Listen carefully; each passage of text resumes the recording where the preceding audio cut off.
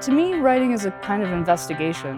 There's always either an inquest, where you're like searching within yourself, or you're out in the world in the archives or talking to people and asking them questions. Writing is important as a part of that so that we can share our stories and ultimately share our humanity. Feel free to come talk to me more about that.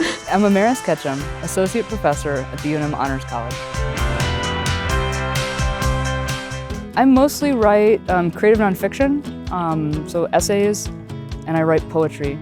I was an undergraduate student here at the University of New Mexico, and I was studying anthropology and Latin American studies. And I started to notice that not all ethnographies were created equal. Some of them I enjoyed the writing a lot better than others. And I thought, you know, maybe I should study writing in order to be a good ethnographer. And then I went on to get my MFA, and I never went back to anthropology. Scribendi is an arts and literature magazine. It's produced entirely by students at the University of New Mexico and the Honors College. I was a staff member as an undergrad, and then I came back in 2012 as the faculty advisor. We used to only publish and distribute magazines to the Western region. As the faculty advisor, I've really been working on growing the program.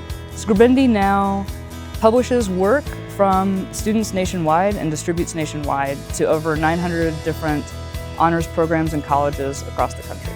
When I was in graduate school, I started teaching in the community. I led several community workshops, and I just had a really great experience. I taught in teen homeless shelters, I taught in retirement centers, I taught for a women's cooperative, and I loved the idea that I was helping people learn how to tell their own stories.